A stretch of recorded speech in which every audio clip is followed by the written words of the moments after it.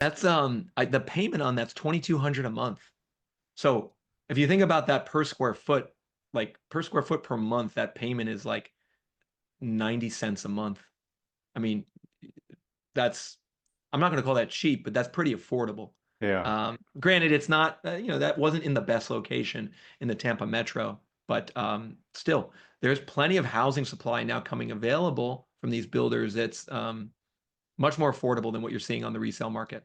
Right. And it's a brand new house. I mean, you're in theory, if it's built well, you're getting something that's going to hopefully require less maintenance than the average existing home. That's right. Wow. Okay. So yeah, I mean, after many years of having these conversations with you, Nick, I feel like you're finally, being able to give some pretty short-term optimism to aspiring buyers here. Now, sellers might be a little bit panicked looking at this. Um, so, I mean, I guess, well, let's talk about inventory on a national basis for a moment because you talked about it in that last chart. Um, so, we've heard for many years this narrative of uh, home prices are never going to really go down because we have this national housing shortage. I think you and I have talked enough times, we don't have to get into it in detail here, that it may not be that we have a unit shortage. We might just sort of have an ownership imbalance, that, there's a lot of second, third, fourth homes out there that are, owned by mom and pop landlords. Increasingly, the institutions got into the space with the inventory taken up by everybody climbing in for short-term rentals, et cetera. Um, so obviously the inventory situation right now is very bifurcated, to use your language, which obviously is manifesting itself in prices as well, where there's inventory is surging, like Florida and Texas, prices are weaker.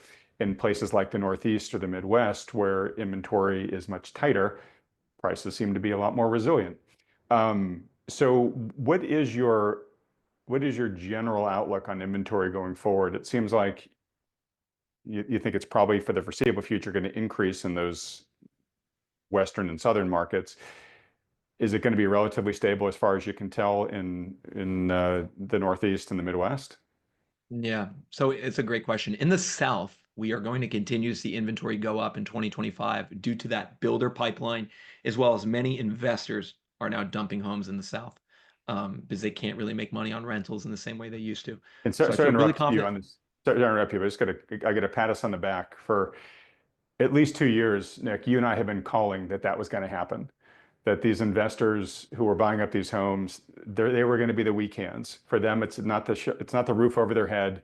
It's just an Excel decision. Hey, this isn't cash flowing the way that we thought. Dump it. And it seems like that's actually happening now. Yes, and actually, I want to show you some data on that, just so we could show your viewers. We're not speculating here. This is a chart, a table that comes from a company called Parcel Labs, Parcl Labs. They're a housing data company, and I've been working with them a little bit. And this is a chart showing some of the big institutional homeowners and how many of their homes are currently listed for sale in different markets. And so the CEO of Parcel Labs sent me this data about a month ago, so it's about a month stale. But check out Home Partners of America. They're owned by Blackstone. 9% of their entire portfolio in Houston for sale right now is what this data Wow. says. 7% of their entire portfolio for sale in Dallas right now. 6% in Tampa. Look at Amherst Holdings, over 3% of their portfolio for sale, Dallas and Houston. American Homes for Rent, the second biggest publicly traded landlord, 3% of their homes in Dallas currently for sale, 2% in Houston, as well as scattered sales also from First Key Homes, as well as Progress Residential. And this is first sale at a given point in time. So one thing to understand is that these institutional investors are not going to dump all their homes at once, right? If they're going to sell them, they're going to tier them. So the fact that some of them have 3 to 9% of all their portfolio for sale at once is suggesting a major sell-off occurring in some of these markets.